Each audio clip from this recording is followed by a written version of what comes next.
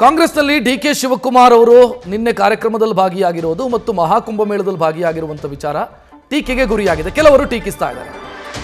ಆದರೆ ಈಗ ಜೇವರ್ಗಿ ಎಂಎಲ್ಎ ಮಾತನಾಡಿದ್ದಾರೆ. ಅಜಯ್ ಸಿಂಗ್ ಡಿಕೆಶಿಗೆ ಆಹ್ವಾನ ಇತ್ತು, ಅದಕ್ಕೆ ಕಾರ್ಯಕ್ರಮಕ್ಕೆ ಹೋಗಿದೆ ಅಂತ ಡಿಕೆಶಿ ಪರ ಶಾಸಕ ಅಜಯ್ ಸಿಂಗ್ ಬ್ಯಾಟಿಂಗ್ ಮಾಡಿದ್ದಾರೆ. ಸದ್ಗುರು ಅವರು ಯಾವ ಪಕ್ಷಕ್ಕೂ ಸೀಮಿತರಾದಂಥವ್ರಲ್ಲ. ಅವರು ಡಿಕೆಶಿ ಅವರನ್ನ ಶಿವರಾತ್ರಿ ಕಾರ್ಯಕ್ರಮಕ್ಕೆ ಕರೆದಿದ್ರು, ಭಾಗಿಯಾಗಿದ್ದು ಅವರ ವೈಯಕ್ತಿಕ ವಿಚಾರ. ಇದಕ್ಕೆ ಬೇರೆ ಅರ್ಥ ಕಲ್ಪಿಸೋದು ಬೇಡ ಅಂತ ಅಜಯ್ ಸಿಂಗ್ ಮಾತನಾಡಿದ್ದಾರೆ.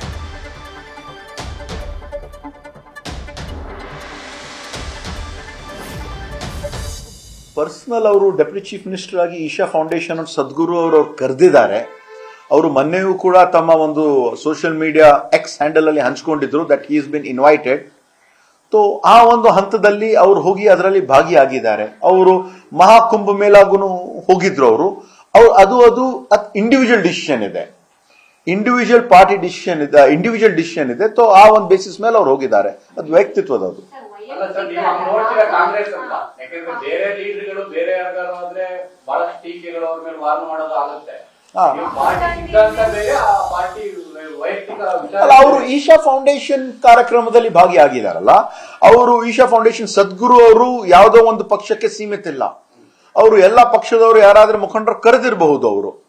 ಆದ್ರೆ ಇವತ್ತು ಸದ್ಗುರು ಅವರು ಸಾರ್ವಜನಿಕವಾಗಿ ಯಾರಿಗೂ ಕರಿಬಹುದು ಅಂತಹ ಒಂದು ವೇದಿಕೆಯಲ್ಲಿ ನಮ್ಮ ಉಪಮುಖ್ಯಮಂತ್ರಿಯವರು ಕರೆದಿದ್ದಾರೆ. ಅವ್ರದ್ದು ವೈಯಕ್ತಿಕವಾಗಿ ಅವರು ಅಲ್ಲಿ ಹೋಗಿದ್ದಾರೆ. ಮಹಾಶಿವರಾತ್ರಿ ದಿನ ಆ ಒಂದು ಕಾರ್ಯಕ್ರಮದಲ್ಲಿ ಭಾಗಿಯಾಗಿದ್ದಾರೆ. So I don't think there is any problem in that. ಈಗ ರಾಹುಲ್ ಗಾಂಧಿ ಅವರು ಟೀಕೆ ಮಾಡಿದ್ದು ಬಹುಶಃ ನನ್ನ ಗಮನದಲ್ಲೂ ಇಲ್ಲ. ಅವರು ರಾಹುಲ್ ಗಾಂಧಿ ಅವರು ಟೀಕೆ ಮಾಡಿದ್ದು ಬಹುಶಃ DCM ಅವರ ಗಮನದಲ್ಲಿ ಇದೇನಿಲ್ಲ ಅಂತ ನನ್ಗೆ ಗೊತ್ತಿಲ್ಲ. ಅವರು ವೈಯಕ್ತಿಕವಾಗಿ ಮೊನ್ನೆ ತಾನೇನೆ ಅವರೆಲ್ಲರೂ ಹೇಳ್ಕೊಂಡ್ರು ಈ ತರ ಸದ್ಗುರು ಅವ್ರ ಕಾರ್ಯಕ್ರಮ ಇದೆ. ಯಾಕಂದ್ರೆ ನಿನ್ನೆ ನಾವು ರಾಯಚೂರು ಹೋಗಿದ್ವಿ.